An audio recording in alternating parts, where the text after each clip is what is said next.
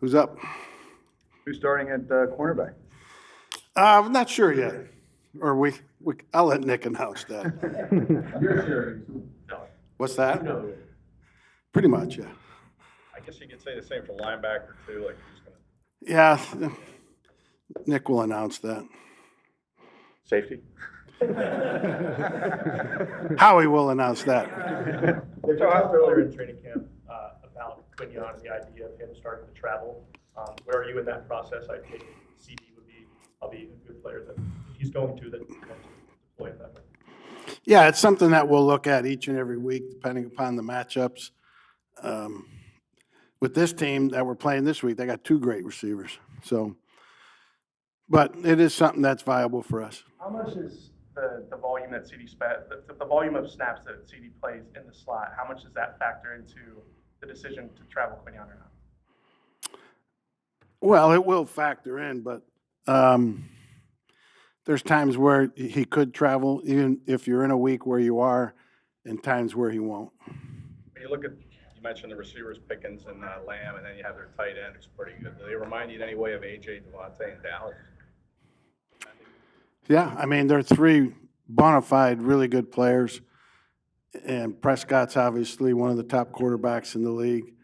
They got a lot of talent on offense. Are there things from a young linebacker that you need to see before you put them on the field for significant snaps? Well, yes and no. Yes, you'd like to see it. The chances to see it without it being in a game are kind of over. So, we can control practice what they see and what they need to see, but it's real now. In this story, you made a point of discussing how you depended on the depth from last year's group. How do you feel about the depth of this year's group, and do you feel comfortable if you have to get to those spots? Yeah, right now I do, until proven otherwise. I like the group we have. We're going to play guys as we need to play them, whether it be just to mix guys or rest guys or guys stay in for every play. But yeah, right now I do. With Cooper, is that the base defense, are you still figuring that out as opposed to those other moving parts, or have you kind of figured out where he's going to be in the base? We figured it out, but Nick will tell you. What did you like about the way Drew Makuba played up until he got hurt, and does that set him back, like, going into the season? Well, it does set you back. I mean, he basically missed 2 weeks of training camp, 2 separate injuries. But he's done well this week, looks healthy, looks like he's done a good job of staying on top of things and done well with the reps he's gotten in practice. So I do think, as it pertains comparing to other rookies, he's done well overcoming those obstacles. See it as kind of being similar to Cooper's situation last year where he missed like 3 weeks of camp and then was kind of. No, Cooper had a bigger roadblock last year. He didn't do anything until the last week of the last preseason game. With whoever you start at cornerback, with the depth you have there, how much of a leash does that cornerback have in terms of the game, or when you have other options in there that you could throw out there if need be?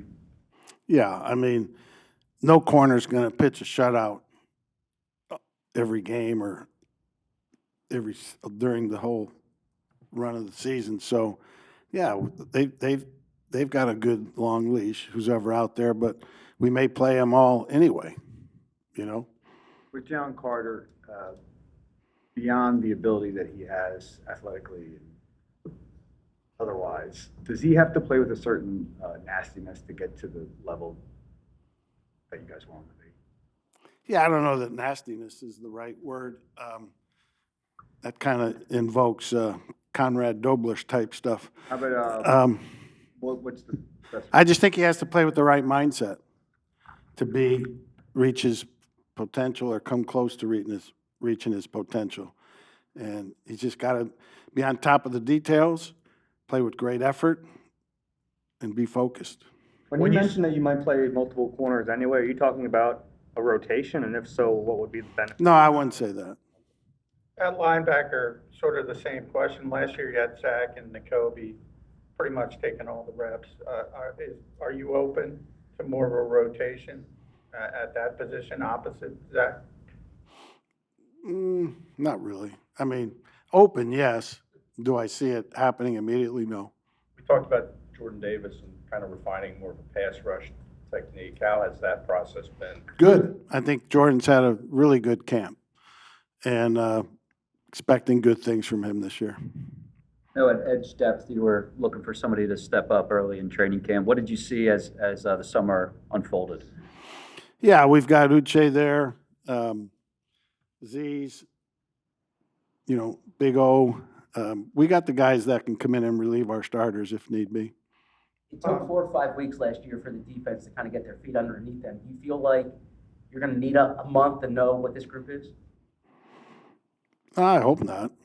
I don't foresee that. I think that's overplayed a little bit, what happened those first 4 weeks. But, no, I think we're ready to go because we still have a lot of guys that were here last year and guys that we expect to be improved from last year. What is the difference versus end of last year when we saw Jalen in the Super Bowl versus where he's at now? Yeah, he's just gotten logically and progressively better through all those reps he got last year, which in his case kind of came in a good logical way. He was getting more and more as the season progressed. And then, when BG went down, he got more and more and played a good bit in the playoffs. So it was nice for him to end the season on that.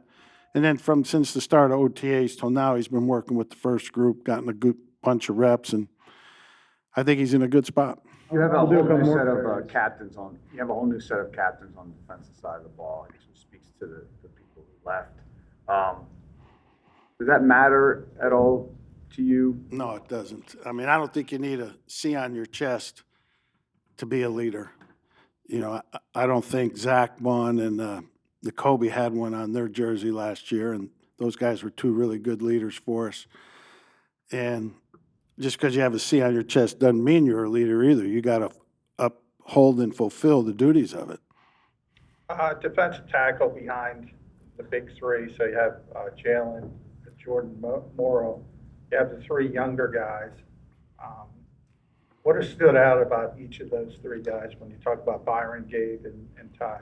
Yeah, those guys, we'll end up dressing 5 of them probably. One won't dress, and those guys will fill in as needed.